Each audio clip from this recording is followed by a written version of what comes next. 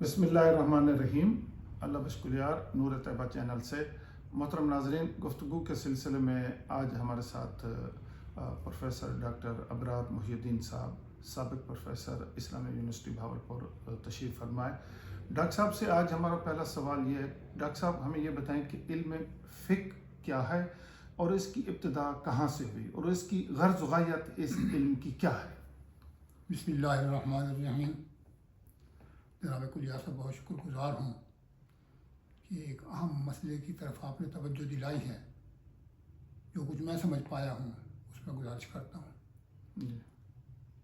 علم فقہ کو سمجھنے کے لیے سب سے پہلے ہمیں قرآن کریم پر غور کرنا ہوگا اور قرآن کریم کو ماضی کی کتابوں کے مقابلے میں دیکھنا ہوگا۔ جی، قرآن کریم کو ماضی کی کتابوں پر کچھ اپنا خصوصیات حاصل ہیں، اور وہ خصوصیات ایسی ہیں جو صرف قرآن کریم میں پائی جاتی ہیں، اس سے پہلے کی کتابوں میں نہیں پائی جاتی۔ نمبر ایک خصوصیت یہ ہے کہ قرآن کریم اپنے پڑھنے والے کو پوری طرح اس پر ابھارتا ہے کہ وہ قرآن کریم میں غور و فکر کرے۔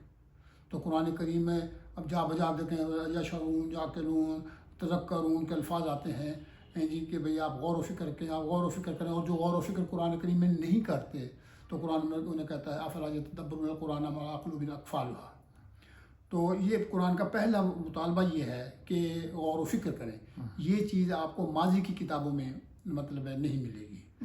ایک چیز یہ اب ظاہر ہے کہ غور و فکر کا مطلب کیا ہے کہ قرآن کریم میں کے ظاہر میں کچھ پوشیدہ ایسی چیزیں ہیں جو غور و فکر کے نتیجے میں انسان انہیں اوپن کر سکتا ہے اور انسان و انسانیت کے لیے مفید ثابت ہو سکتی ہیں۔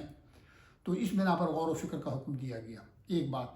دوسری بات جو ہمیں قرآن کریم کے مطالعے سے پتہ چلتا ہے کہ تمام انبیاء برحق تھے، صاحب حکمت تھے، صاحب نبوت تھے، لیکن قرآن کریم کے مطابق صرف انبیاء میں صرف جناب صلی اللہ علیہ وسلم وہ رسول اور نبی ہیں جو صاحب حکمت ہی نہیں تھے بلکہ معلم حکمت بھی تھے۔ قرآن کریم نے یہ صفت جو بیان کی ہے سر یہ کسی اور نبی کے سلسلے میں بیان نہیں کی۔ قرآن کریم نے یہ ضرور کہا ہے کہ وہ صاحب حکمت تھے، فلاں نبی بھی صاحب حکمت تھے، فلاں نبی بھی صاحب حکمت تھے، لیکن معلم حکمت کی جو بات ہوئی تو پھر رسول اللہ صلی اللہ علیہ وسلم کے بارے میں صرف فرمایا کہ لقد من اللہ علی المؤمنین اذ بعث فیہم رسولا من انفسہم یتلو علیہم آیاتہ ویزکیہم ویعلمہم الکتاب والحکمت، کہ حکمت کی تعلیم دیتا ہے۔ اب حکمت کا سادہ سا مفہوم کیا ہے؟ ہمارے علماء نے اس میں بیان کیا ہے کہ حکمت کا مراد ہے العقل فی الدین، کہ دین کے احکام میں عقل و فکر سے غور کر کے اپنے معاشرے کو، اپنے ماحول کو، اپنی عادات اطوار کو، اپنی شخصیت کو قرآن کے اور دین کے سانچے میں ڈھالنا، تو یہ حکمت کہلاتی ہے۔ اب یہ حکمت کی تفسیر خود قرآن پاک میں بھی موجود ہے۔ آپ سورۃ بنی اسرائیل کے دوسرے رکوع کو دیکھ لیجئے، اور دوسرے رکوع سے غالباً 13 آیات ایسی ہیں کہ جو اللہ جل شانہ نے بیان فرمائی ہیں اور شروع ہوتی ہیں وَقَضَىٰ رَبُّكَ أَلَّا تَعْبُدُوا إِلَّا إِيَّاهُ وَبِالْوَالِدَيْنِ إِحْسَانًا۔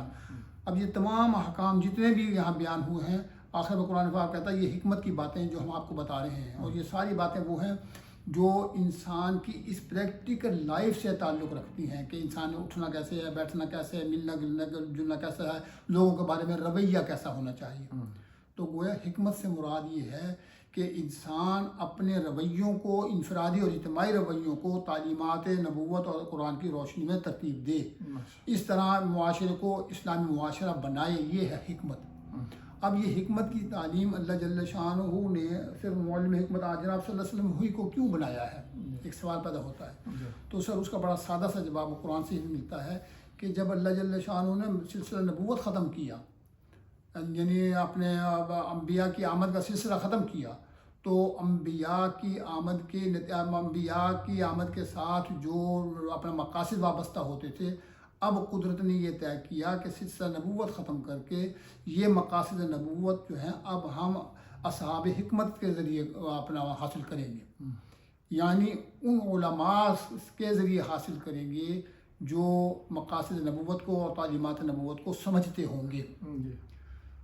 تو یہ بات ہوگی کہ اب اس سے یہ پتہ چل گیا کہ اپنا فقہ کسے کہتے ہیں، کہ فقہ دراصل قرآن پاک میں غور و فکر کا نام ہے، اور اس غور و فکر کے نتیجے میں اپنے مسائل کو اسلامی رنگ میں اپنا رنگ دینے کا نام ہے. جی اب اس کی ایک سادہ سی مثال میں آپ کو اور دے دیتا ہوں، بالکل سمپل سی مثال کہ فقہ کیا ہے. جی آپ دیکھیے گھر میں 2 بچے ہیں. جی ایک بچہ جو ہے دونوں بڑے فرما بردار ہیں. ایک بچہ ہے والد یا والدہ انہیں جو کام کہتی ہیں وہ بچہ فوراً بجا لاتا ہے، بڑا فرما بردار بچہ ہے، جو کام بھی ملا اس نے فوراً کیا.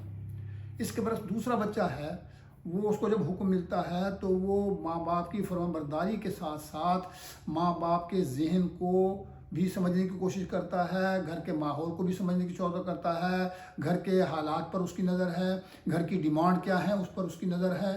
اور بعض اوقات ایسا ہوتا ہے کہ یہ دوسرا بچہ بعض اوقات ماں باپ کا حکم نہ ہونے کے باوجود کوئی ایک ایسا کام کر لیتا ہے جو گھر کے مفادات میں ہوتا ہے، اور یہ چیز جو ہے وہ ماں باپ کو زیادہ اپیل کرتی ہے.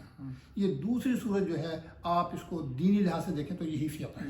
یہی فقہ ہے کہ فقہ کا مطلب یہ ہے کہ قرآن و سنت کی روشنی میں آپ نے اپنے معاشرے کو وہ رنگ دینا ہے جو اللہ اور اس کے رسول کے ہاں مطلوب ہے. اب اس میں پتہ بعض اوقات ایسا ہوتا ہے فقہ میں کہ اس شاعری کی بات کو تھوڑی دیر کے لیے ہم نظر انداز کر کے ہم یہ کوشش کرتے ہیں کہ شاعری کی بات میں شاعری کا مقصد تلاش کیا جائے جی، اور اس مقصد پر عمل کیا جائے. یہ فقہ کا ایک لازمی حصہ ہے. تو میں اس کی مثال دیتا ہوں کہ رسول اللہ صلی اللہ علیہ وسلم نے ایک موقع پر اپنا جنگ خندق کے بعد بنو قریظہ پر حملے کا حکم جاری کیا اور فرمایا کہ آپ لوگوں نے صحابہ سے کہا کہ جائیں اور آپ نے عصر کی نماز وہاں پڑھنی ہے. اب ہوا یہ کہ راستے میں جب نماز عصر کا وقت ختم ہو رہا تھا تو کچھ لوگوں نے راستے میں نماز پڑھ لی. انہوں نے کہا کہ جی نماز کا ٹائم مقرر ہے، آپ نے اس پڑھنی ہے. اور کچھ لوگوں نے یہ کہا کہ اس کا نام کیا، ہم نے نماز جہاں وہاں پہنچ کر پڑھنی ہے، حکم یہی ہے. ہاں حکم یہی ہے کہ پڑھنی.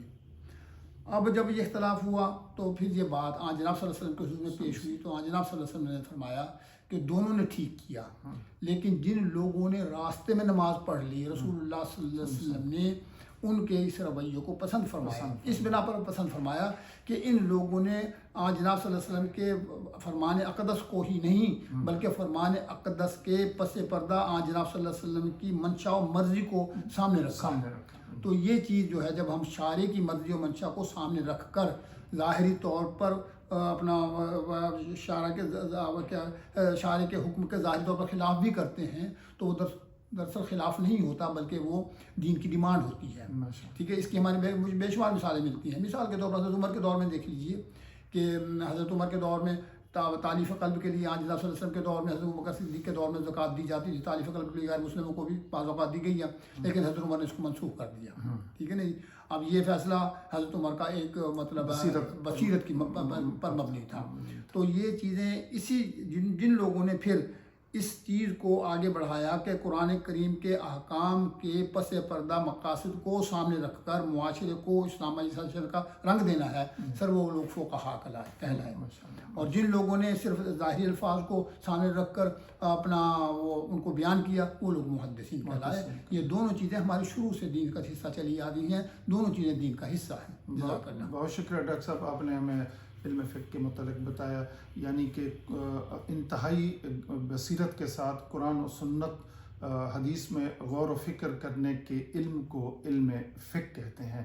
اور یہ اسی سے پھر ہمارے فقہ کرام آئے اور پھر اسی طرح یہ علم کی یہ آہستہ آہستہ چلتا چلتا آج ہم تک پہنچا ہے.